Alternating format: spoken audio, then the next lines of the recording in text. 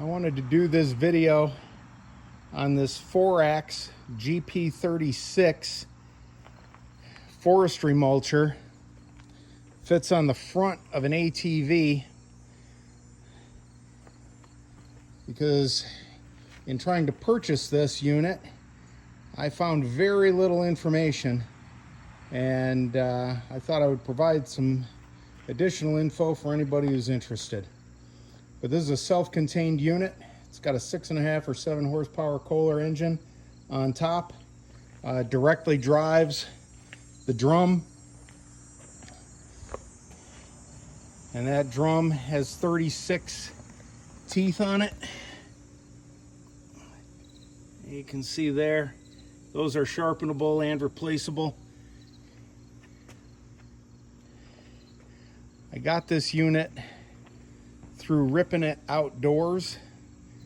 I will say the shopping experience was super easy. They were fantastic. Shipping was easy. It took about 3 weeks to get it here. They came in a great big truck and took it off the truck and dropped it in my garage for me. So shipping and delivery couldn't have been easier. This unit is 260 pounds-ish. So I do have, under that blue tarp, 240 pounds of concrete to try to level this out a bit. In a perfect world, I'd get some new springs for the front, but I'm having a hard time locating those. At any rate, this is on a Kawasaki Prairie 360 4x4. This is probably about the smallest ATV I think I saw recommended. But it's the ATV I got, so it's the ATV we're gonna use. To put this thing on, we did buy a Kolpin universal snowplow mount. And that is under here. That is the black part. And that actually went on very, very easily. Not a whole lot of imaginative engineering that had to be done to get that on. If you're going to do this, I do suggest that you put that in the rearmost position to prevent any obstruction with the front wheels when you're turning lock to lock.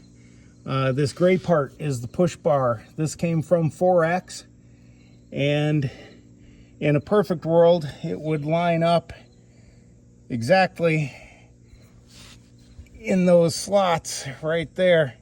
As you can see, it's about 1/4 of an inch too narrow. But I do have it bolted in there, and it is lined in the slot on the other side. So I think it'll work just fine. Again, just a little bit of imaginative engineering to get this thing in. It does weigh a ton, so it was a little bit tough to get this mounted in here. But you can see it goes all the way out to the front there. And then you can see there's the pivot point from the push bar out to the unit itself. And we did install a Kolpin winch.